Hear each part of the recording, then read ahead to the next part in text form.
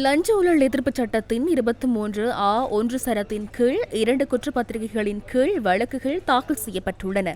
குற்றஞ்சாட்டப்பட்ட முன்னாள் அமைச்சர், தொழிலாளர் மற்றும் மக்கள் தொடர்பாடல் அமைச்சராக பணியாற்றிய போது 2010 ஆண்டு மார்ச் 31 தேதி முதல் 2012 மார்ச் 31 தேதி வரையான காலப்பகுதியில் தனது ஊதியத்தினூடாக ஈட்ட முடியாத பணத்தை பயன்படுத்தி அதிசொகுசு வாகனங்கள், காணி மற்றும் சொத்துக்களை கொள்வனவு செய்துள்ளதாக லஞ்ச ஊழல் ஆணைக்குழு தெரிவிக்கிறது.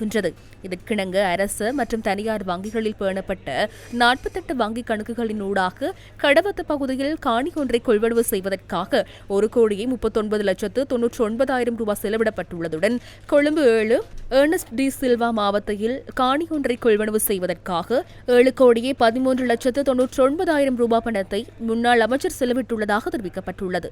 இவற்றை தவிர முன்னாள் அமைச்சரின் புதல்வரான மாலக சில்வாவிற்கு அதிசொகுசு வாகனம் ஒன்றை கொள்வனவு செய்வதற்காக 3,23,75,000 ரூபாய் பணத்தை செலவிட்டுள்ளதாகவும் லஞ்ச ஊழல் ஆணைக்குழு நீதிமன்றத்திற்கு அறிவித்துள்ளது.